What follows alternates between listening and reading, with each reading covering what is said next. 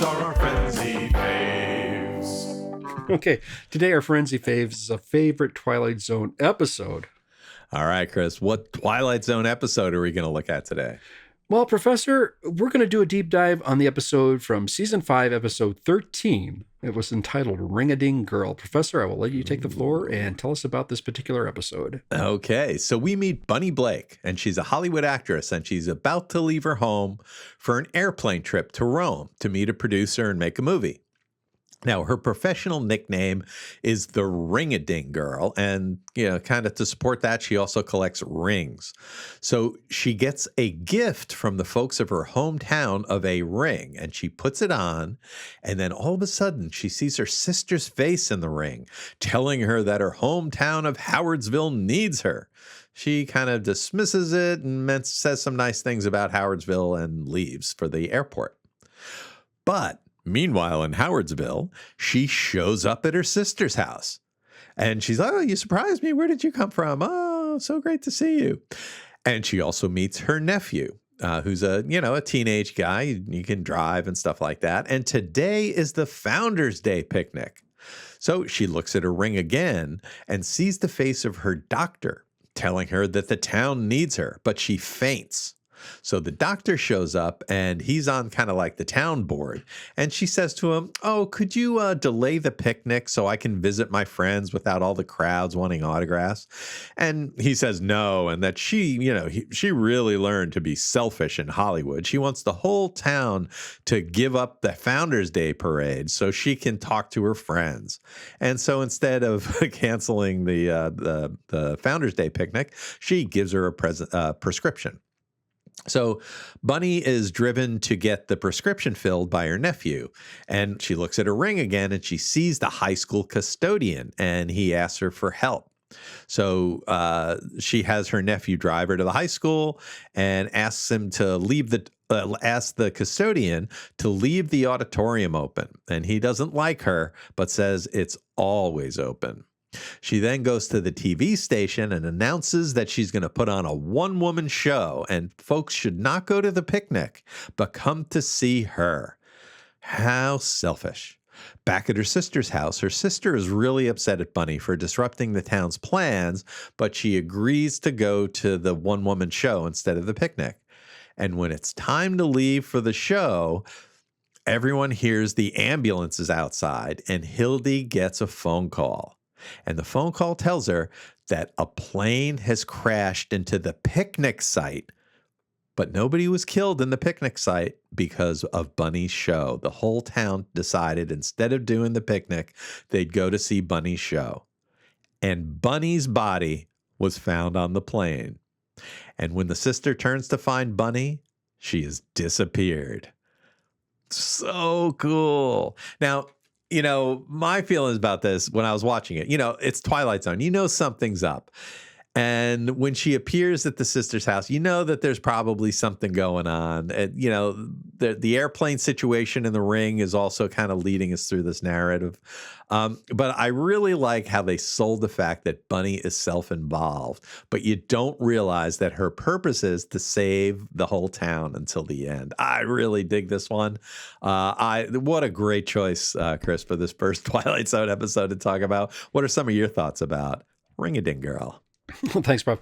Well, a little bit of pulling back the curtain here. This was sort of selected because this is our mascot of the show's Robin's favorite episode. So we'll get that out of the way right there. So thank you, Robin, for our inspiration and for you selecting this episode for us to look at. We appreciate that, and applause. This was one of 8 Twilight Zone episodes written by the talented Earl Hamner Jr., who's maybe best known as the creator/narrator of The Waltons, and whose Twilight Zones have sometimes a country/backwoods setting, but not always, and delivers stories that have a take on death and or the afterlife, but not always. So, with respect to that, I really respect him as a writer, because there were some one like the Black Leather Jackets episode I thought was really mesmerizing and has nothing to do with a backwoods setting. But at the same time, Hamner Jr. also wrote an episode called The Hunt, which possibly we'll talk about too, which does have a country backwoods setting. And it is indeed an episode that examines death and the afterlife. And it was a marvelous, marvelous episode. So really, really enjoy his writing here. the Twilight Zone always had a hallmark of using the best writers, if not Sterling himself, and getting some of the best top talent out there to do the writing of the episodes, and here was no exception. Just some trivia with respect to that. We also had some nice cameo appearances in this episode. Hank Patterson, who is maybe best known as Fred Ziffel from Green Acres, played the janitor in this episode. And we also had the talented Vic Perrin, who is sort of like a great character actor and voice actor. And he's one of the guys who relays the news about the demise of Bunny with respect to that. I think Ring-a-Ding Girl is an underrated episode, but nonetheless, I still find it to be very, very effective. I think everyone can relate to a person or yourself having a premonition of something of impending doom.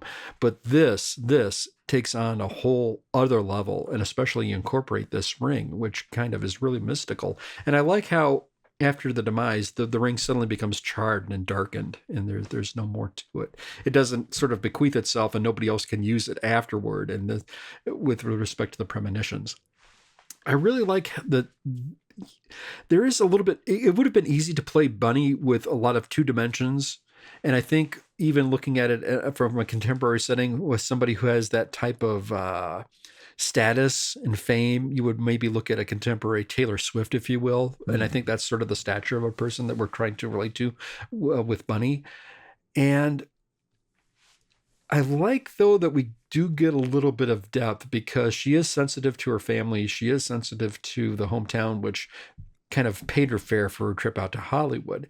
And it's really telling, though, because you're not quite sure, because the moment you think she has some depth, you think Bunny's ego is the reason that she wants the townspeople to go to this auditorium. Mm-hmm. But actually, it's to move them away from the park where there's the impending doom and the plane crash. And I said, okay, so there is a little bit of moment here. And I like the fact she kind of gets resigned to her fate of what's going to happen when she steps out and she just vanishes. Mm. This is a good Twilight Zone, and it's one that does give you that nice quote twist ending. So for that, it is a really, really good, solid episode.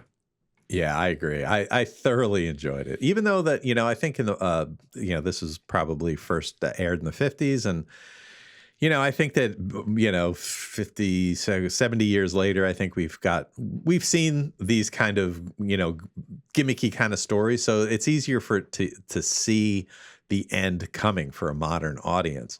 But this is done so well that it doesn't matter. It's so good. It's delicious. So that was what we thought about Ring-a-Ding Girl from the Twilight Zone. Not just another comic or day. These are our friends, the